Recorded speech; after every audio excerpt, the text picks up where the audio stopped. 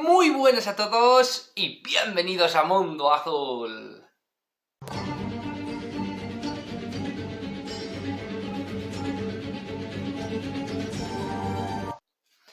Bueno, pues ya estamos aquí un día más y hoy, amigos míos, vamos a hablar de un vídeo que yo creo que también, como siempre decimos, es súper necesario. Un vídeo que va a intentar abrirnos un poco la perspectiva de que eso que llamamos espiritualidad no siempre, o por lo menos los seres humanos, en su afán, en su necesidad por controlar a otros, en su necesidad de buscar poder, de buscar dominio sobre los demás, utilizamos lo que sea, y en este caso también se utiliza la espiritualidad, o más que nada algunos utilizan también esa espiritualidad. Y yo sé que en muchas ocasiones nuestro fervor, nuestra ansia, nuestras ganas de querer intentar, algunos acercarse a Dios, otros ser la mejor persona, otros intentar buscar esa paz interna, esa dicha, esa alegría que habla el budismo, y en definitiva buscar esa luz interior. Muchos luchamos, muchos buscamos, muchos intentamos recorrer diferentes caminos, y en verdad ponemos muchas ganas, en verdad ponemos mucha expresión, mucho entusiasmo en todo ello. La palabra entusiasmo ya sabéis que es una de mis palabras preferidas, que significa Dios en nosotros. Pero la verdad es que hay una circunstancia o una situación que no hemos, y entre los que me incluyo muchas veces, no hemos conseguido interiorizar del todo. Y es que nuestra vida, nuestras experiencias, nuestros aciertos, nuestros errores, es algo que depende de nosotros. Es algo que tenemos que vivir, que tenemos que experimentar, y sobre todo que tenemos que ser responsables de ello. En definitiva, nuestro camino tenemos que andarlo nosotros. Sí que es cierto que hay en algunas ocasiones, pueden ser maestros, puedan ser guías, puedan ser personas con una sensibilidad un poco mayor, pueden llegar en ese camino y decirnos: caballero, ¿está usted bien? Se está saliendo del camino, ¿le ocurre algo? Venga, párese, tómese un vasito de agua, siéntese ahí un ratito, vamos a tener una pequeña charla y después continúe su camino. Continúe su camino usted solo. Y es por ahí, yo te indico, yo te digo hacia dónde vas. No te cojo de la mano y te digo: venga usted para acá conmigo, que va a recorrer un camino diferente y va a ser el camino que yo le diga. Son dos aspectos completamente diferentes, y en muchas ocasiones estos mal llamados maestros espirituales lo que hacen es precisamente eso: cogerte de la mano y decirte el camino que tienes que recorrer.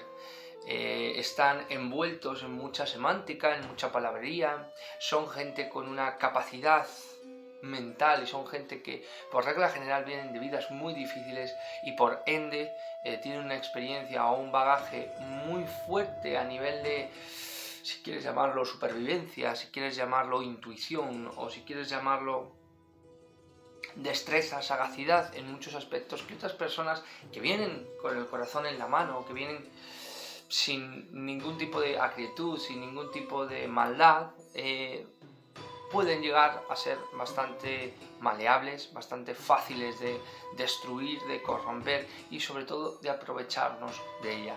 Hoy, amigos míos, en el vídeo de hoy, después de esta arenga que os he dado, vamos a hablar de una cosa que yo creo que, como digo, es súper interesante, que son los falsos maestros espirituales.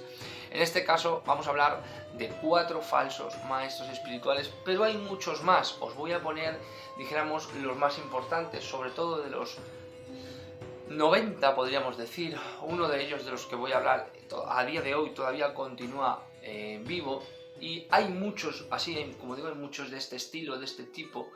Y no es fácil en muchas ocasiones distinguirlos, porque tienen muchos seguidores, muchos hablan acerca de las maravillas de sus palabras, de sus consejos y sus guías. Otros incluso dicen o afirman tener poderes, haber alcanzado yo que sé, el samsara o el nirvana o lo que sea, haber alcanzado una iluminación excelsa y casi prácticamente inalcanzable para los que no sigan, obviamente, sus doctrinas. Amigos míos, el primer gurú del que hoy vamos a hablar es un gurú que es relativamente famoso. A lo mejor no tiene millones de seguidores, pero sí miles de seguidores, con lo cual ya desde mi punto de vista le convierte en una persona bastante peligrosa, sobre todo por lo que se le ha relacionado y sobre todo por la figura que es. Y estamos hablando de Gurmeet Ram Rahim Singh, que es este hombre que estáis viendo ahora mismo en pantalla.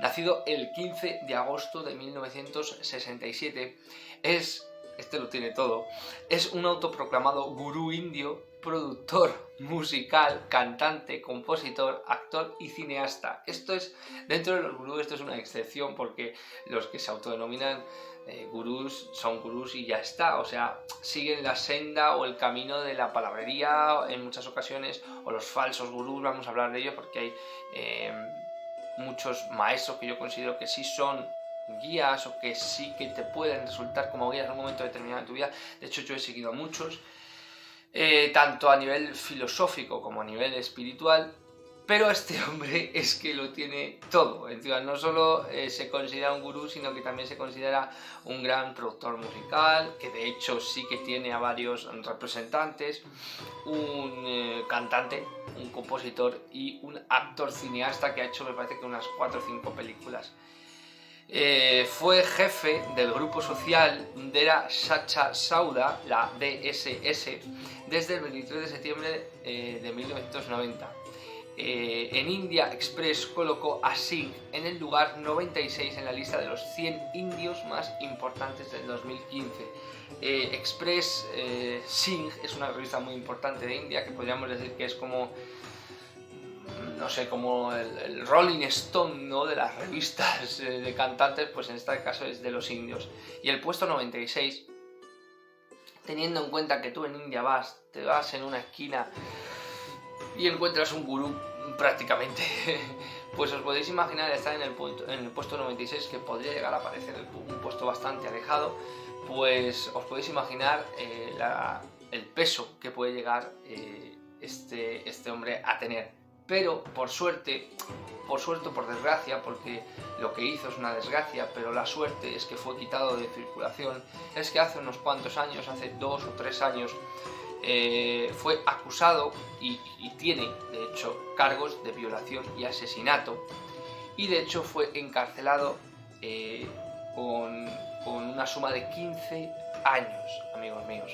Fue no solo imputado, sino encarcelado por esos cargos de violación y asesinato, violación a varias mujeres y el asesinato de un reportero que estaba denunciando estos hechos.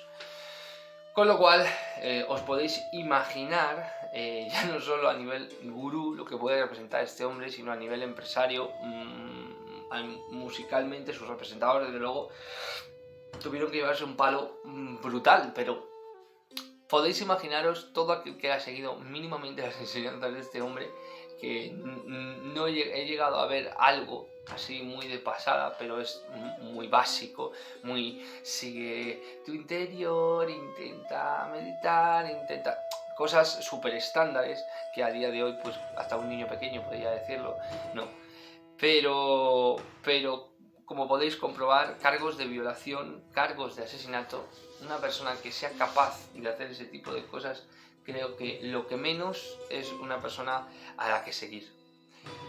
Vamos a continuar con el segundo en este top trending o top 4 de los gurús falsos, o lo de los falsos gurús, que yo considero que son ya no solo deleznables, sino gente con la que se tiene que tener un cuidado especial. Y como digo, hay muchos otros. He hecho una lista solo de 4, pero podría haber hecho una lista de 20, pero para no tenernos aquí hasta mañana, porque la cosa promete.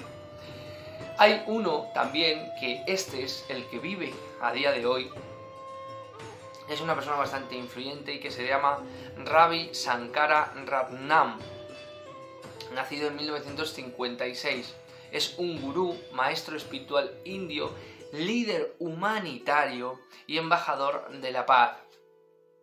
Sus seguidores lo llaman Sri Ravi Shankar. Sri es una denominación, ¿vale?, para gurú o deva, es como una especie de título honorífico, ¿de acuerdo? Este hombre en 1981 fundó la organización humanitaria El Arte de Vivir, una organización súper famosa en el mundo, que ofrece cursos de respiración y desarrollo personal y se ha difundido en muchos países del mundo. En 1997 fundó la Asociación Internacional para los Valores Humanitarios con sede en Ginebra, Suiza. Desde el año 2002, dicha organización figura como rango de consultor especial del Consejo Económico y Social de las Naciones Unidas. Casi nada. En 2011 la UNESCO lo nombró como uno de los oradores más destacados del siglo. Ya no estamos en la revista hindú de Singh, no, uno de los oradores más destacados del siglo. En 2010 fue nombrado por la revista Forbes, ahora sí, una revista conocida, como la quinta persona más influyente de la India. La quinta persona más influyente de la India. Y en 2011 apoyó el movimiento anticorrupción de la India. Bien, este hombre que habéis visto en vuestras pantallas, con esta cara de bonachón, con esos ojos penetrantes, con esa sonrisa encantadora, maravillosa, yo he escuchado algún sermón suyo, he escuchado alguna conferencia y la verdad es que es bastante inteligente a la hora de hablar.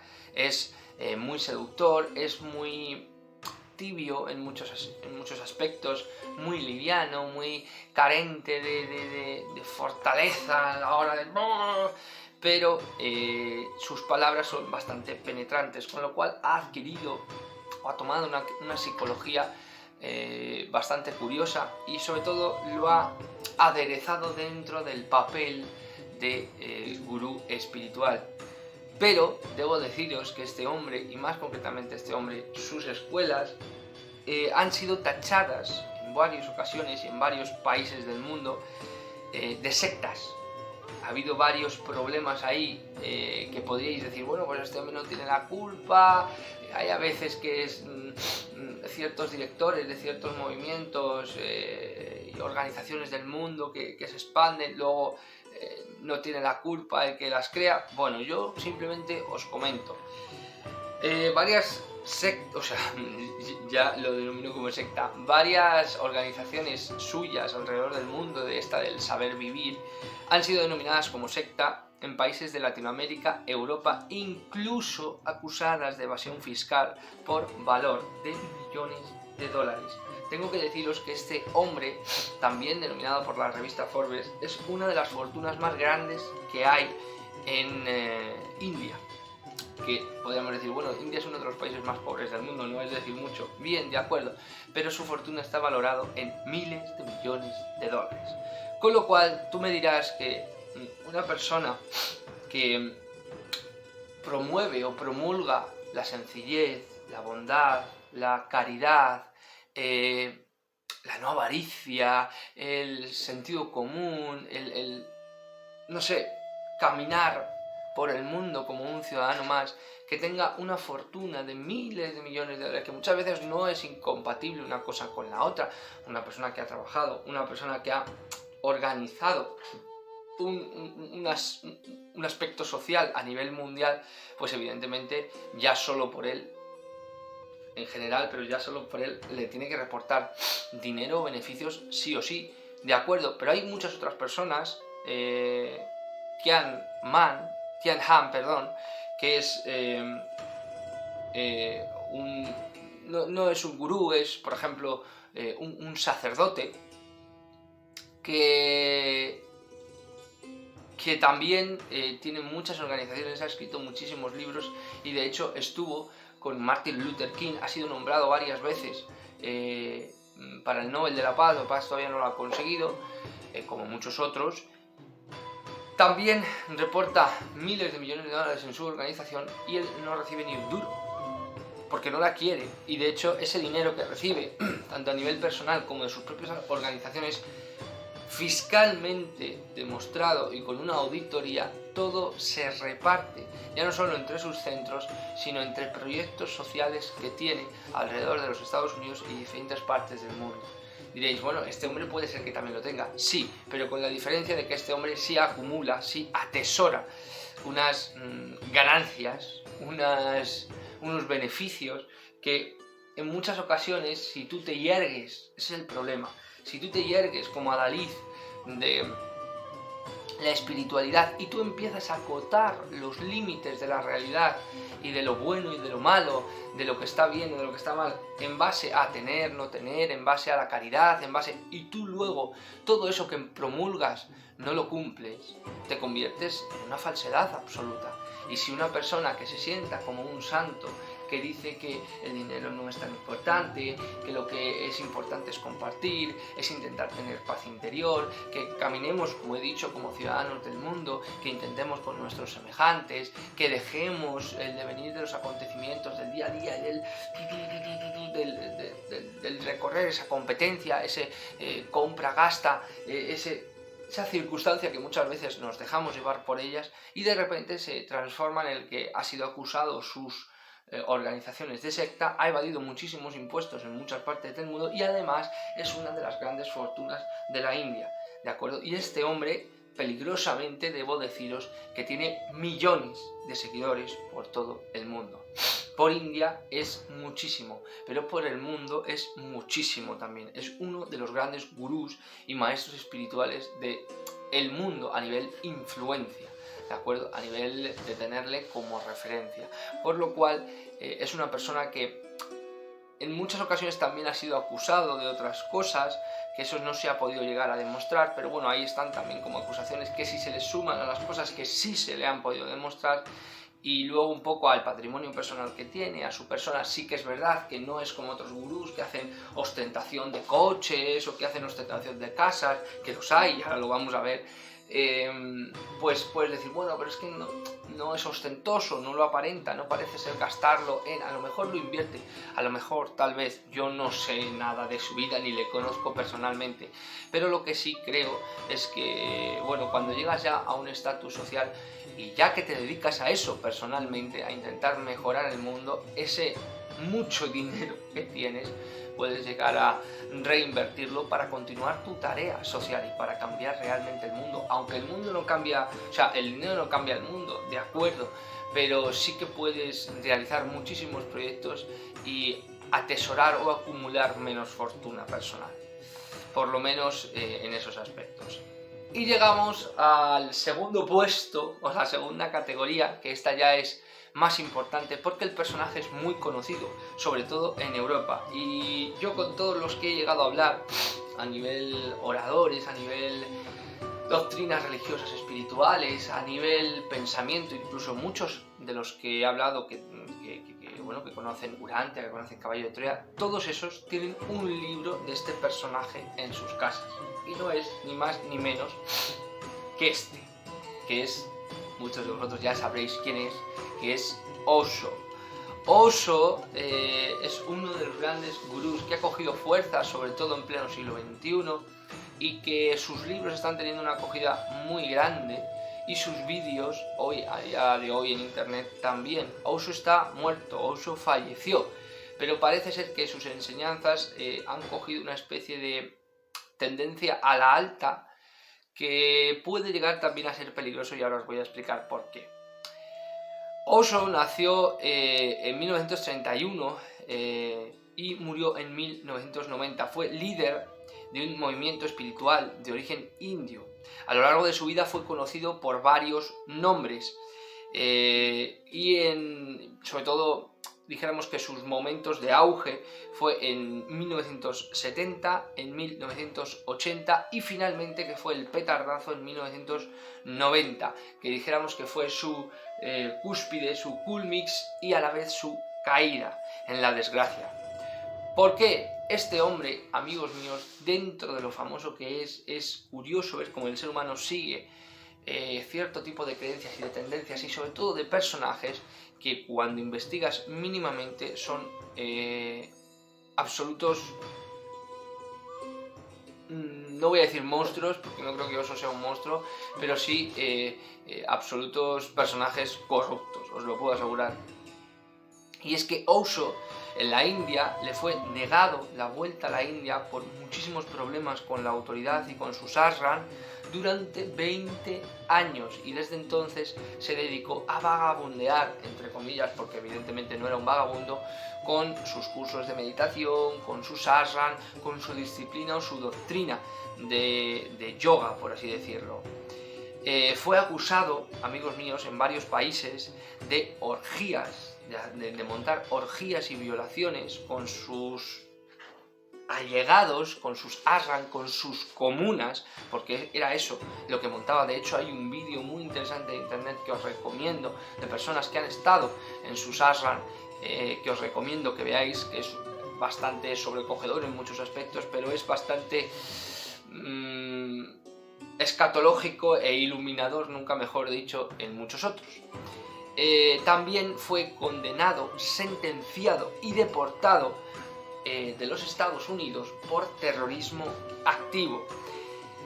Esto tengo que matizarlo un poco, y es que primeramente se le condenó y sentenció con una sentencia menor, aunque también fue deportado, porque se acusó de forma entera por ese terrorismo activo a su ayudante, a una mujer de origen asiático que le ayudaba, que era como su secretaria, que se demostró finalmente que ella sí que había sido la autora material de haber envenenado a un pueblo por el agua, a un pueblo cercano de su ashram, de su último ashram, que estaba en Estados Unidos en los años 90, al cual acudían miles, cientos de miles de personas, porque Osho en los años 90 era súper conocido, ya lo es a día de hoy, y en los años 90 era tremendamente conocido.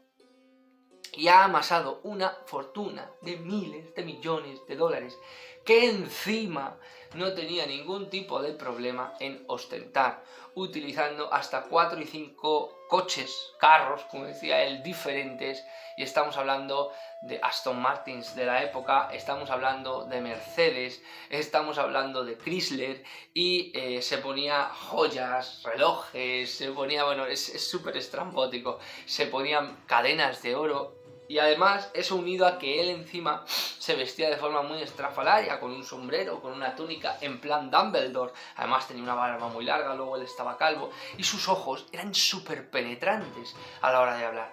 Hablaba de forma muy pausada, y cuando hablaba parecía escucharse constantemente. Bien, a Osho, como digo, hay miles y miles de personas que le han seguido, millones que le han seguido por todo el mundo, y que de alguna u otra forma han dependido de sus enseñanzas. Incluso he conocido a gente que llegó a visitar sus ashram y vivió durante una temporada en sus comunas, porque ese ashram era una comuna. Tuvo muchísima acogida en televisiones norteamericanas, en la BBC, en la CNN, y hubo muchos reportajes a su alrededor. Y después de su muerte, después de esta situación controvertida de terrorismo por el cual fue acusado y deportado, que murió, no recuerdo en qué país, pero murió por un problema cardíaco y por un problema de espalda que tenía.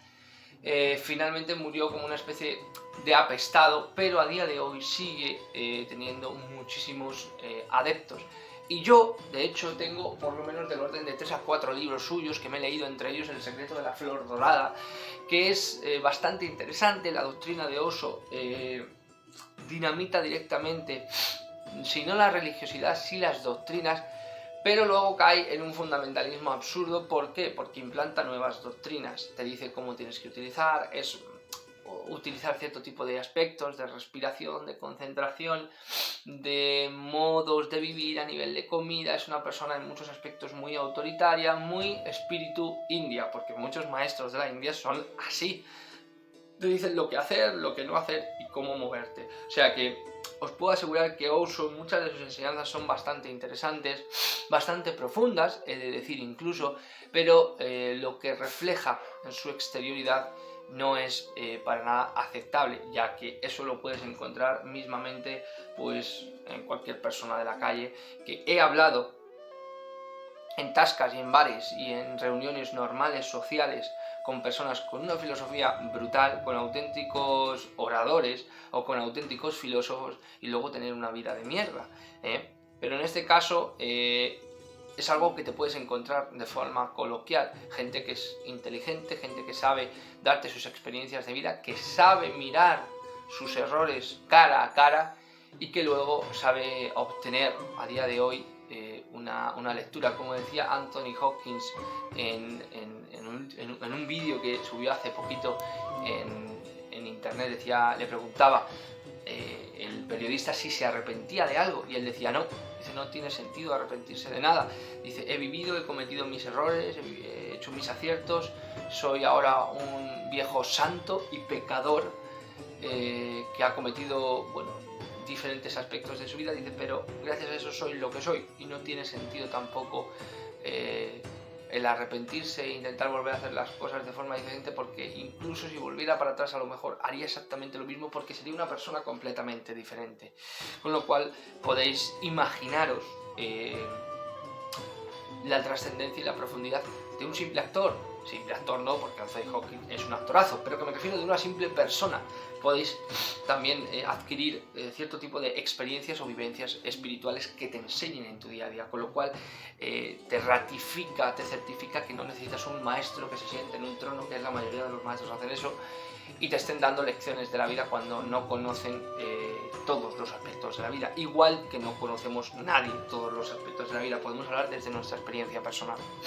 Y por último, en el puesto número 1 de los maestros espirituales falsos, o lo que yo considero que son maestros espirituales falsos, está el mítico, el inigualable, el trascendental, el misterioso, incunable Satya Sai Baba, que es este hombre que veis aquí, que ya evidentemente falleció, nacido el 23 de noviembre de 1926 y muerto el 24 de abril del 2011. Amigos míos, si alguna vez en vuestra vida habéis encontrado algún gurú impresionante, algún gurú que os dijeran, Dios mío, acabo de sentirme iluminado por esta persona, os puedo asegurar que falso o real no ha existido nadie. No ha existido un showman, un puesta en escena, un embaucador, un orador, un trilero, podríamos llegar a decir, como Satya Sai Baba. Amigos míos, yo he conocido a gente que ha estado delante de ellos, ha viajado a la India. Satya Sai Baba no ha salido nunca de su pueblo, de Punkamin, me parece que se llama el pueblo, nunca ha salido ahí.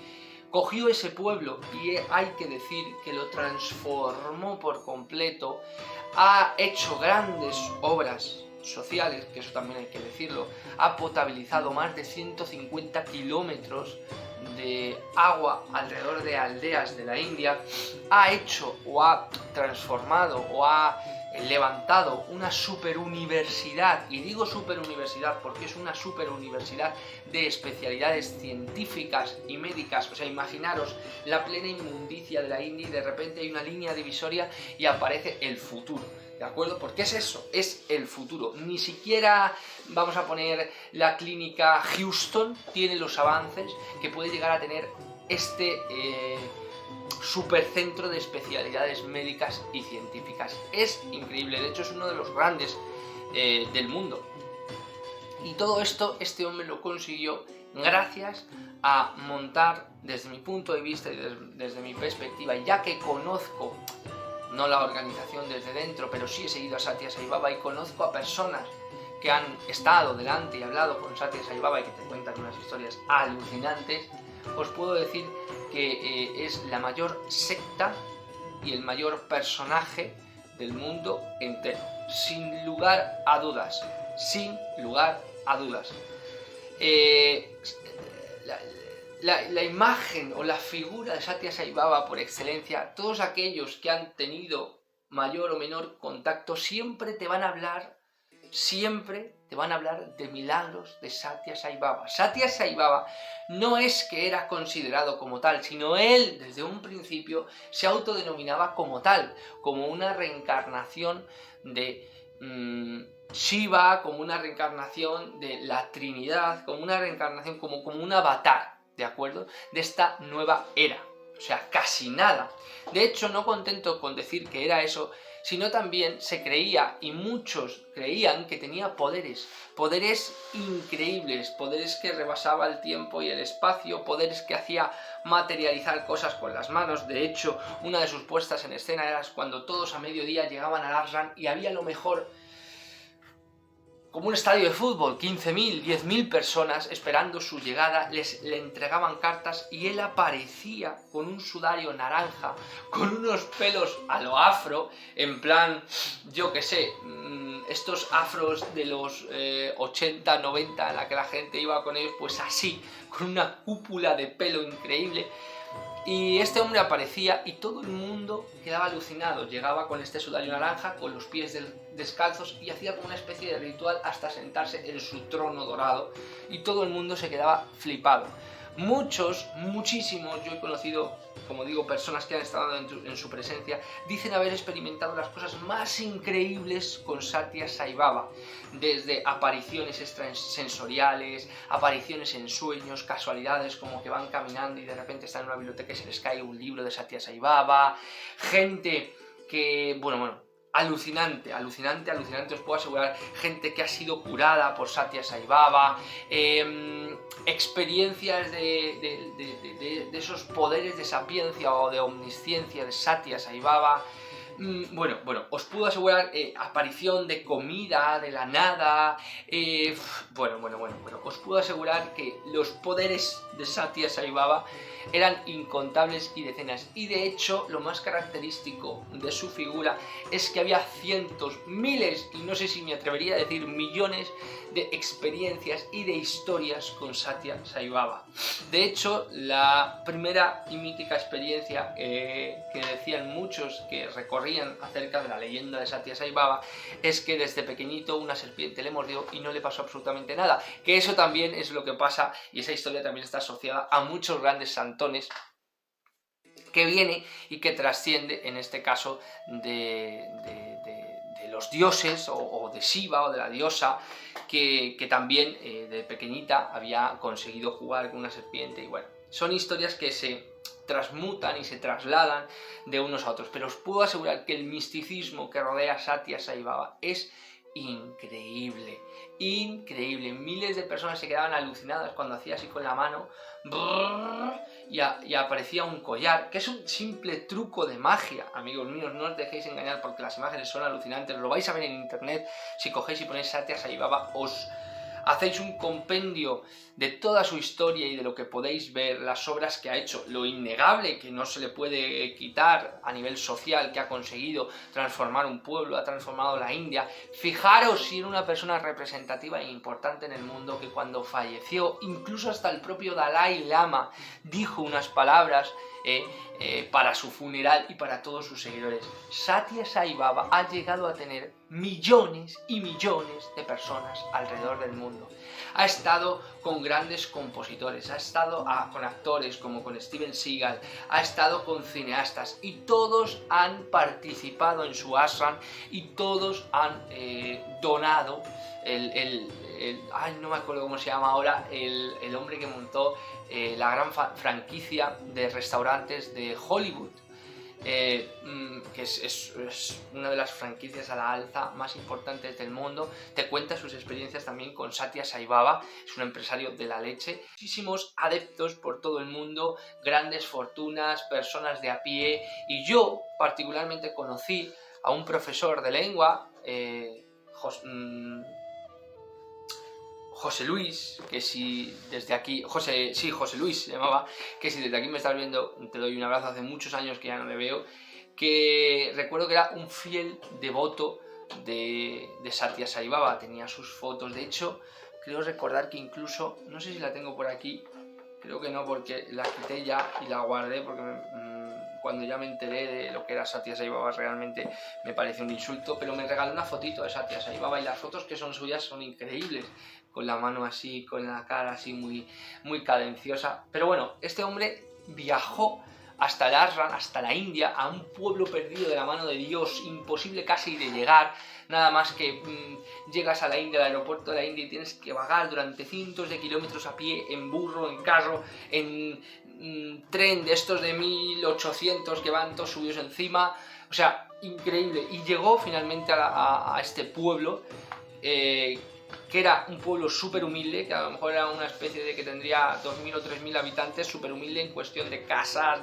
y de repente había un único foco en el centro del pueblo, en donde se notaba a la perfección el ashram de Satya Sai Baba, y dijo, palabras textuales, que estar en su presencia era alucinante, era increíble, y que sentías una paz y una trascendencia que rebasaba todo tipo de conocimiento y todo tipo de experiencias espirituales. Y me contó una historia que voy a compartir con vosotros, que era una vez que él, ya cuando fue la segunda vez, porque le visitó en varias ocasiones, la segunda vez que fue, él ya estaba bien malito. Además hay una escena en que Satya Sai Baba siempre pues tenía mucha vitalidad, siempre andaba, siempre caminaba, siempre se iba, y siempre iba descalzo. Muy curioso, con el atuendo ese naranja fosforito o amarillo. Normalmente era naranja, pero si no tenía naranja, tenía también el amarillo. Y ya cuando llegó cumpliendo los 70, los 70 y pico años, empezó a tener muchos problemas de azúcar, y empezó a caminar mal, y empezó a estar siempre en una silla de ruedas. Y él me cuenta que en una segunda experiencia que tuvo,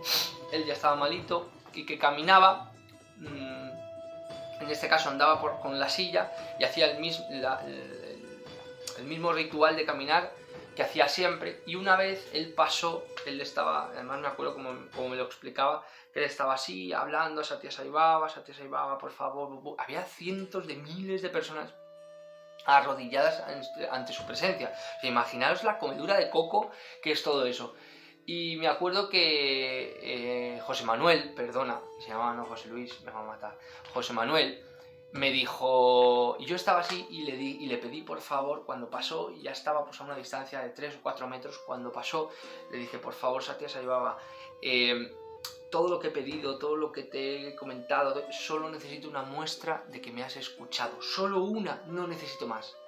Y dice, Julio, no puedo explicártelo con palabras, no sé si me vas a creer. Dice, pero de repente él se paró a unos 2 o 3 metros, se paró, detuvo la caminata, se giró en la silla e hizo así y me miró. Y dice, y yo me puse a llorar, como si fuera un niño pequeño. Y ya me tiré al suelo y di gracias, Satya Sai Baba, gracias. Hay otras muchas historias que son alucinantes, de curaciones, de apariciones de comidas, de apariciones en sueños.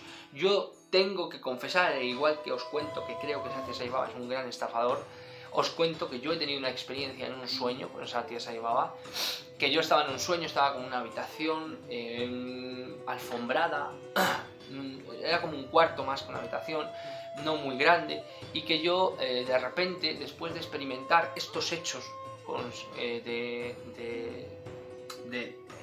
descubrir la verdad de Satya Sai Baba, de que, bueno, pues que era un estafador, y que es un estafador, ya estaba fallecido, pero la figura y la religión, aunque él decía que no formaba una religión, pero sí lo era, que era una estafa, yo inminentemente me llevé esa decepción de Satya Sai Baba, porque yo en un principio sí, estamos hablando cuando yo tenía 19, 18 años, ahora tengo 31, cuando yo sí estaba todo en ese mundo espiritual, me dejaba llevar por ese tipo de tendencias, ese tipo de creencias, sigo siendo espiritual, pero ya no soy tan ingenuo, y recuerdo que cuando me llevé esa decepción tan grande de Satya Sai Baba, al día siguiente tuve un sueño con él, en la que estaba en un cuarto con él, en el que estaba sentado con él, y estábamos como tomando una especie de té.